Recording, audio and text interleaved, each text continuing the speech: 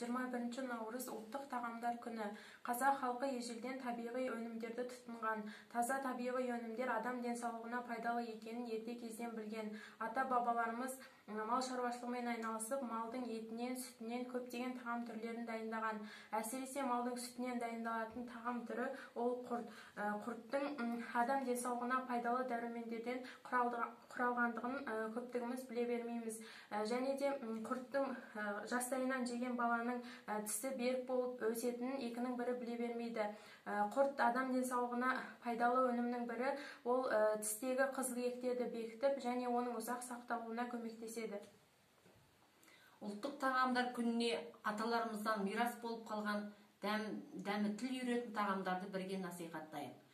Наурыз көже 22 наурыз мерекесіне ғана тән көпшілікке арналған тағам. Оны әр үйде жеті дәмнен жасап, оған қазы, шұжық сияқты сыйлы ет мүшелерін қосып, мерекемен құттықтап келген қонақтарға ықыласпен ұсынады. Наурыз көженің дәстүрлік, мерекелік, ұлттық тағылымы өте зор. Ол баршаны мейірімділікке, ізгілікке, бірлікке, татулыққа шақырады. Балам, енді саған мен наурыз көженің жасалу түрін көрсетейін. Ең бірінші наурыз көжемізге жаңағы етті салайық. Бірінші етті саламыз. Одан кейін бидай саламыз.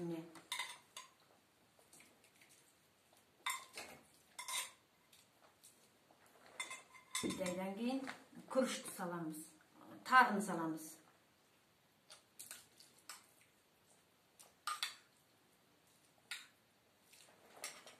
Енді күрішті саламыз.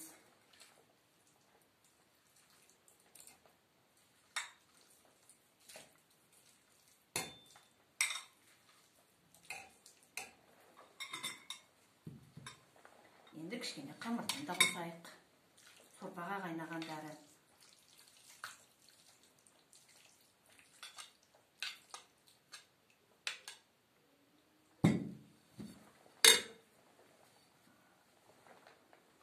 Енді бұршақтан қосайық. Оны енді жақсылап араластырайық. Балам, бұл біздің жаңағы наурыз көжеміз ұлттық тағам. Наурыз көжені наурыз айының 22-сі күні ғана емес, барлық күні жасап ішуге болады. Біздің енді 21-ші жаңағы наурыз ұлттық тағам күніне жасап жатқан мына тамағымыз. Енді наурыз көжені араластырып болған соң, соңынан қатық қосамыз.